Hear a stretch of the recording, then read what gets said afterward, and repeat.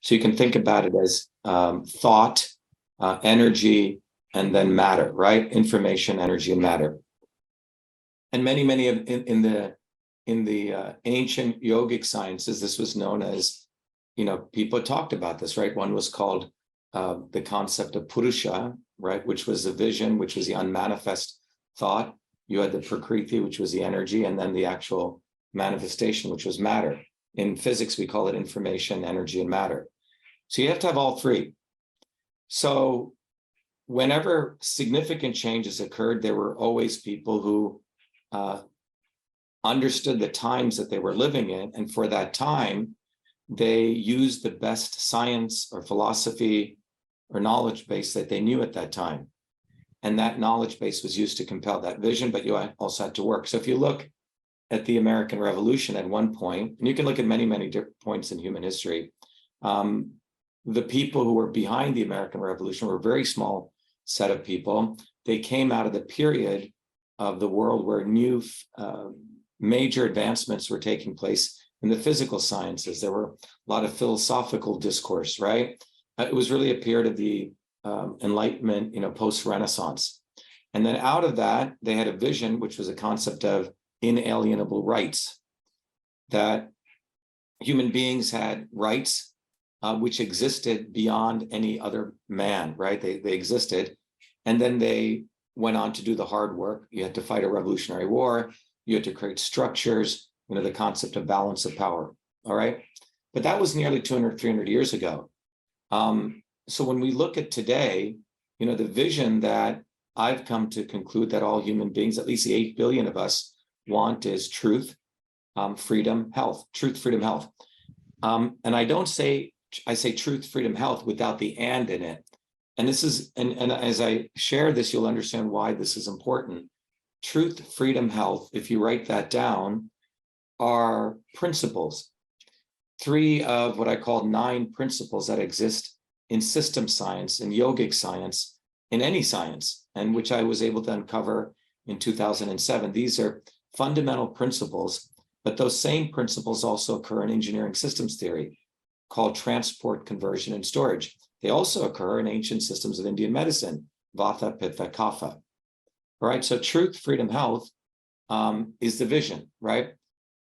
Freedom, which is the ability for information, matter, and energy to move.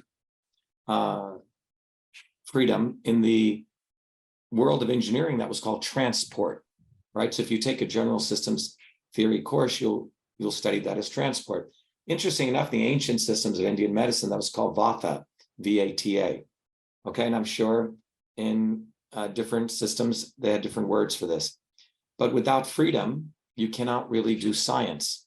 Science is the ability where all of us here may have 20 different ideas of why an apple falls from a tree down to the earth, right? And then you apply what's known as the scientific method. And the scientific method supports people having all sorts of different ideas. And in that environment of freedom, you pursue all of those ideas, but they all have to stand witness the test of time or the test of experimentation. And then you find what's real. And if it's real, then it becomes a law or a truth, and you go through this process. And truth itself is constantly being refined. And then finally, so in the Indian system, that was called the Pitta principle, the conversion process, where you take something from one form and it goes to another form. And then finally, truth or freedom cannot exist without structure. No one here on this call can fight for truth or explore truth or fight for freedom without your physical health. Physical health becomes important. Health is the infrastructure of your body. It's a vessel which allows you to pursue freedom and truth. Now, in the engineering systems process, that was called storage or structure. So you have transport, conversion, and storage or structure. In the Indian system, that was called kapha. So that's what I uncovered.